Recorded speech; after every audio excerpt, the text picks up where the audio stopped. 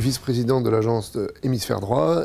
Hémisphère Droit est une agence de communication qui a pour principaux clients Ikea, Virgin Mobile, Lancia, Alfa Romeo, Bic, Marie, les plats cuisinés, Liligo. Donc nous, effectivement, on est une agence de communication globale, donc on fait du off et du online. Et on s'occupe effectivement des stratégies 360, c'est le terme consacré maintenant, pour nos clients. Nous, notre approche, en tout cas, c'est d'abord de définir ce qu'est la marque, quel est son ADN, quel est son génome, puisqu'on a un outil à l'agence qui s'appelle le génome des marques, pour qu'ensuite on puisse pouvoir lui donner un certain nombre d'expressions dans les différents canaux de communication, sachant qu'aujourd'hui, et c'est pour ça que c'est 360, ces canaux se sont multipliés. Je fais ce métier aussi, et ce qui m'intéresse dans ce métier, c'est que vous travaillez un jour avec un réalisateur de film, vous travaillez avec un photographe, vous travaillez avec un graphiste, vous travaillez avec un homme d'études, vous travaillez avec un chef de produit ou un directeur marketing. On est au carrefour de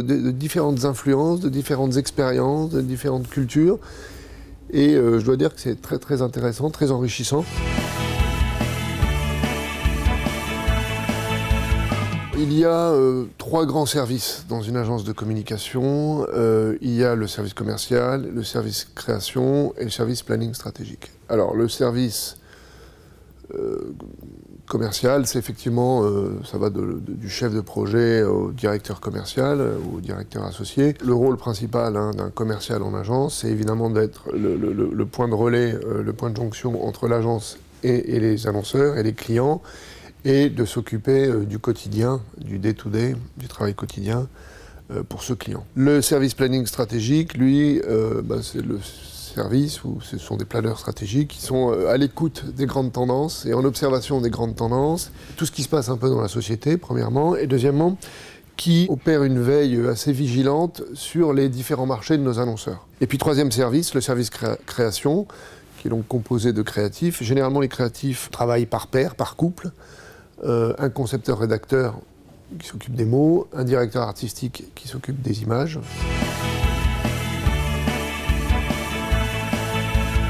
Ce métier n'a pas rien à voir avec le métier que j'ai connu quand j'ai démarré ce métier. Il est clair que ce petit objet a beaucoup changé dans la manière de communiquer.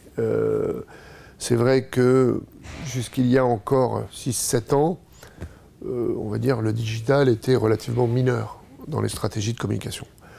Aujourd'hui, il est majeur. Alors, il n'est pas nécessairement majeur en termes d'investissement, quoique la part d'investissement dans les outils digitaux est de plus en plus importante. Effectivement, entre une bannière sur un site, les réseaux sociaux, le référencement, le buzz. Donc ça veut dire que c'est très important dans la manière de concevoir les stratégies, et notamment les stratégies d'action. Il faut vraiment que la marque soit forte, qu'elle soit clairement définie pour être clairement identifiée. Ça, c'est le premier rang. Et deuxièmement, effectivement, il peut y avoir une spécialisation des métiers, parce qu'il y a, et notamment avec le digital, les spécialités vraiment deviennent de plus en plus pointues. Et c'est formidable d'ailleurs, parce que c'est forcément l'éclosion de nouveaux métiers.